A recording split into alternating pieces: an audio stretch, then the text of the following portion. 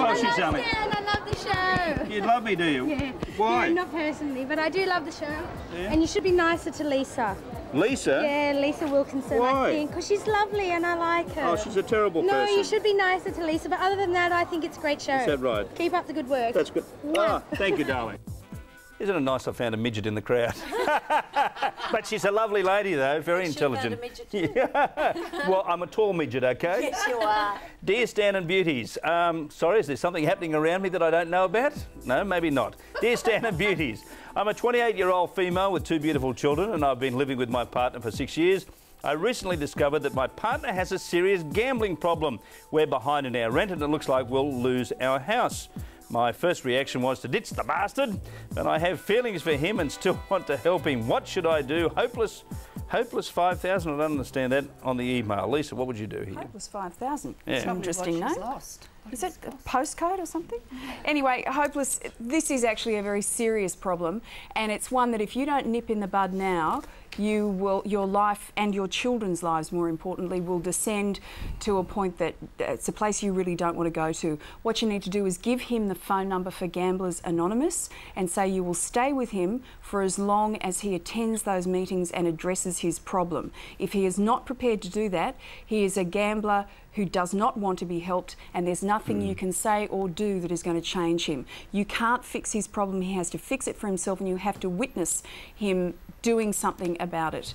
Your kids are your main priority here, so if he's not prepared to do that, get out. Jan, have you ever had anybody in your life gamble their fortune away? I'm going to admit to on national television, no. But it is a problem. It is a problem if you've got a compulsive, addictive personality in the family, and I think Lisa's right. It's just got to be the shock tactics. Pack your bag, call the cab and say, you've got to make the change, brother, or we're out of here. Tough love. Tough I love. love that sort of talk. Gretel? Yes, getting aroused now. I think... You always do when you sit next to me. Do you? No, you do. Those shorts, look at his legs. No, Have no. you ever seen such a contraceptive in your life? I just look at your legs and I think, no, I'm never going to have sex again. What is wrong? Now, what is wrong with those legs? Just right, hello. Go on.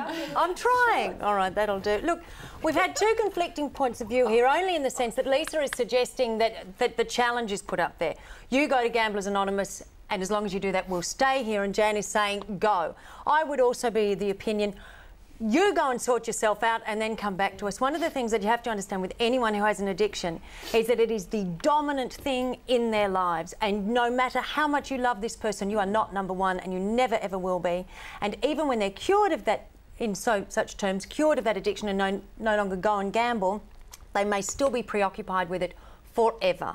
So I would say get out, clear yourself up and then reassess the situation sometime down the track. Fiona, you had boyfriends or something that's gone away and gambled? And... No, but I live in Victoria, and we have an extensive gambling problem in Victoria because of Crown Casino starting, obviously, and the changes that instigated. And though now there's a massive damage control thing going on with education for awareness for people with problems with gambling. We've had, I don't know what it's like up in Sydney as much, but we've had like quite a few incidences of people leaving their children in cars and the children dying or just almost dying. And 20% of the poker machines in the world are in New South Wales.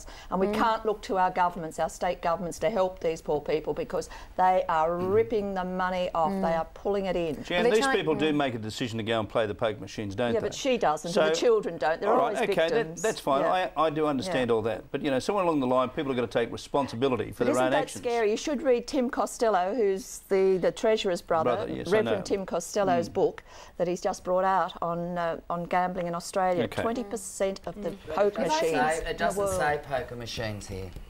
It doesn't say what he gambles on, but that's the most accessible. Because it's an illness. I mean, at the end of the day, now they're putting a ban on internet gambling because that's the next thing. They're trying to limit internet gambling in Australia. Do you really and the government's believe trying it's an to illness? instill. It is. It's How do you come to that? It's an addiction like alcoholism, like being addicted to narcotics. Gambling's exactly the same thing. And it's self-inflicted. It is at the very beginning. It can't be an illness if it's self-inflicted. Then something makes you mentally click in where you cannot beat that addiction, and you have to go. It becomes a routine. You can't. You have to go cold turkey. I know professional punters that are totally always at the TAB they know what race, and I mean, they live on this money. Like that. That's Before how he they went live. into nursing home, my So it grandfather must was be like an that. I don't believe any of these sort of things are an addiction. People choose to go out there and do them. Yeah, that's right, Stan. But I have been in a casino with guys, and they have completely done, like, not a month's pay, not 3 months' pay, but a year's pay standing at the roulette table, and they become possessed. You must really go out with some really dumb blokes. Can I offer a little bit of advice? Hey, you're not up on the hill with all those ethnic gangs. But I love a punt, and I like going to the TAB every Saturday. Now, I can stop at $20 and $2 each way, but there's a lot of people in there who can't. They're real desperates, and it is an illness. It's something that just clicks in. I just want to say to Hopeless quickly, also too, I agree with what Gretel was saying in the sense that don't stay in the house. Like, I think you should get rid of him and get legal advice on how you can keep the house if it's not too late, and start looking after your own interests, because the kid's your priority and your family's. Get him out. He's always going to have this addictive personality. If you can get the gambling under control, there could be some other serious underlying issues too. But see, she doesn't own the house. She's only renting. So she should get out. Oh, she's only renting, then that's okay then. I'm sorry. Oh, right. Yeah, you're right. There's a big difference. She should be renting. But she should get out. I mean, she's got the chance of getting out, and she's already calling him a bastard, so he is a bastard. He's not going to give it up, so she should take the kids, get out, and start a life for herself. Hostility's there, you know, the bastard thing, and you can understand it because she's probably scrimping and saving to feed the kids and clothe them and what have you, and yet they get onto a racetrack or they get a poker machine and money loses all value, and that's the... See, I can go into a casino and I can take $500 or $1,000 and I can go in there and I can just bet with that and have a good time, but I walk in there... I was going to say. No, but that's not much money though. I mean, I do it on my holidays. Oh. But... That's a lot of money. But I would go in there, and my thought is I'm going to lose it, but I'll lose it and have a good time. If I win, it's a bonus. Well, I go to the races, and all I have at the races is the trifecta, and I box it in each race. I'd love to know, why don't you, Hopeless 5000, could you write back to us and let us know, what does Hopeless 5000 mean? I don't understand that. What's the 5000? I reckon A car race, that's what it is. It's a car race. The Hopeless 5000. Yeah, it's all Austin A40s. We'll be back shortly with more.